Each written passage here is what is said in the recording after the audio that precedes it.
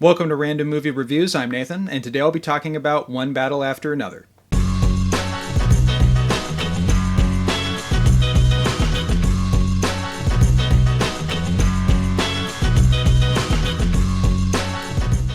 So, at least once a year, there's always a movie that comes out that gets all of the acclaim from film critics, from film buffs, all of them saying that this movie is a masterpiece, it's the best movie of the year, it's the best movie of the decade, it's one of the best movies they've ever seen, period. And One Battle After Another is definitely that movie for 2025. Now, whenever a movie gets that amount of acclaim, that comes off as kind of hyperbolic, it's hard for me to get excited, and I end up becoming very skeptical. And that's kind of the attitude I went into watching this movie with. I was a little skeptical about the amount of praise it was getting. But I was also skeptical because I have kind of a unique history with Paul Thomas Anderson.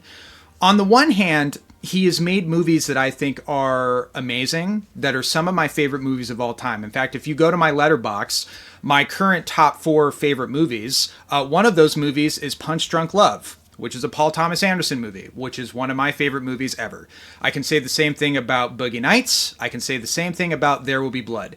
I also really love Magnolia a lot as well. So he's made movies that I think are amazing. He's made movies that I think are worthy of being called masterpieces. There Will Be Blood to me is one of those movies. Same with Boogie Nights and same with Punch Drunk Love. I think those movies are genuine masterpieces in that they're all filmed incredibly well. The stories are unique and captivating.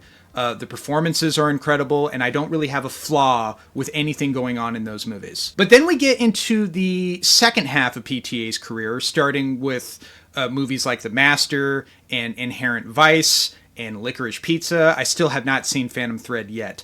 But I did see those other 3 movies, and those movies just did not connect with me for a multitude of different reasons, which I can't really get into without making this video too long. So for anyone interested in hearing my thoughts, I'll make sure to link my Letterboxd reviews to those specific movies in the description below. A lot of his recent output of movies have just not connected with me. And because of that, I was skeptical about going into One Battle After Another, because I'm like, oh, geez, I don't know.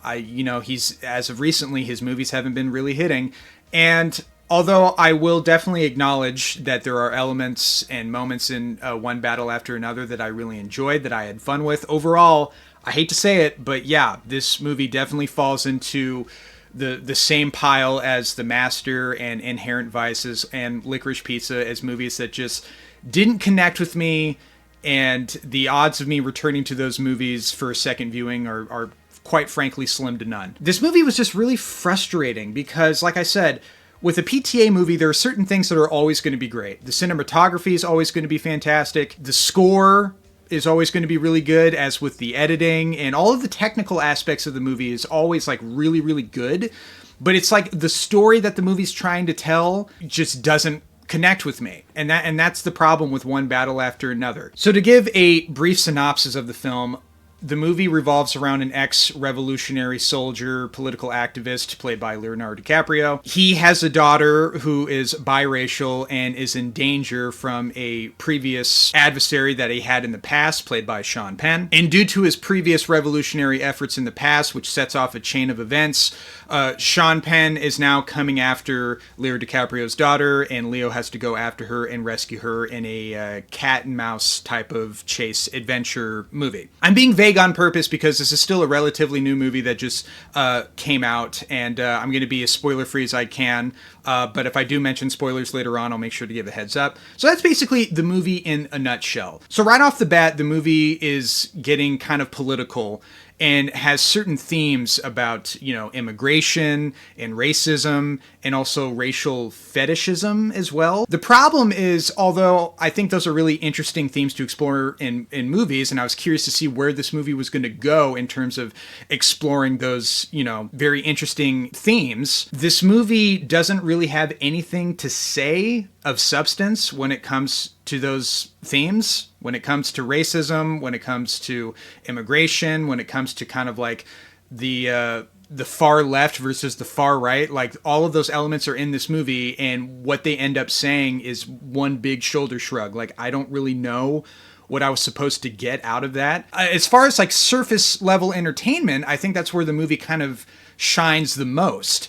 The most exciting parts of the movie revolve around Leonardo DiCaprio and specifically Benicio del Toro, also known as Sensei, where they have to team up together for him to evade the police and Sean Penn while also trying to locate his daughter to try to rescue her. And there are a lot of moments where the movie's just focusing on that aspect of it, and it feels exciting, entertaining, and genuinely suspenseful in a way that's like, okay, I'm ready to get up, strap in on this roller coaster and see where this goes. But then there are parts where the movie will deviate from the exciting action stuff and try to expand on some character stuff that also doesn't feel all that, interesting, similar to that of the themes that the movie was trying to explore. Like, the themes are interesting in this movie, but they're not explored meaningfully. So it's hard for me to call this movie a masterpiece like everybody seems to be doing, especially if you're on Letterboxd. Like, everybody's calling this movie like a flawless masterpiece, when I don't really know what it's trying to say about the politics in our country right now, what it's trying to say about immigration, what it's trying to say about radicalization in our politics, because to me, it's not really saying anything. But hey, at least there's a fun chase scene, and Leonardo DiCaprio is pretty funny, and Benicio del Toro is very funny, and Sean Penn is completely unhinged and psychotic and is giving a really interesting and great performance. So there's that, but you're kind of left with, okay, is that it? Or at least that's what I was left with. I'm like, the movie ended, I'm like, that was it? Okay. As far as like an action movie goes, like, yeah, there's moments of action in this movie that I think are pretty fun, but it's not like the greatest thing I've ever seen, which once again, one of the things that gets mentioned about this movie is like, oh, there's a chase scene at the end of this movie where the daughter is, finally broken free and she's trying to evade from the people coming after her. And they're like, that scene is amazing. It's one of the best chase sequences in a movie. Like, I saw so many comments talking about like that final chase scene, and I watched it and I was like, okay, that was good. Was not the best chase scene I've ever seen. It's not even in the conversation. You ever seen French Connection? You ever seen To Live and Die in LA? You ever seen fucking Road Warrior or Mad Max Fury Road or Ronin with Robert De Niro? Like, those are movies I think of when it comes to amazing chase sequences, and this movie doesn't even come anywhere near that. So why are people acting like this movie is like the greatest thing ever? It's really weird. I don't want to say this is a bad movie because there's too many technical aspects of the movie that are really well done.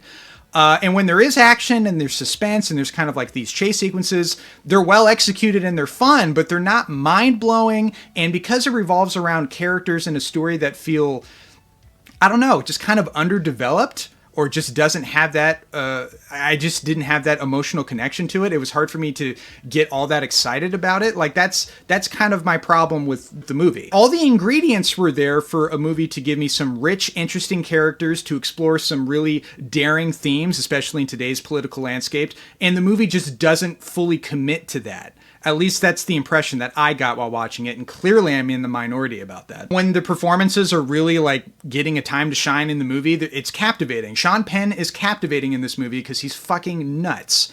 And it was really fun to watch. But it ultimately feels like a great performance in a movie that, is very disappointingly shallow. Yeah, I know this is one of my more vague reviews because I wanted to keep it spoiler free for the people who still haven't seen it. But for the people who have seen it, I would love to hear your thoughts on this movie. Do you like it? Do you love it? Do you hate it? What are your thoughts on PTA's filmography as a whole? Do you agree with me that the first half of his filmography is significantly stronger than the second half? Or am I completely in the wrong? We can disagree. Just be respectful. Mention it all in the comments below. And as always, thank you guys for watching.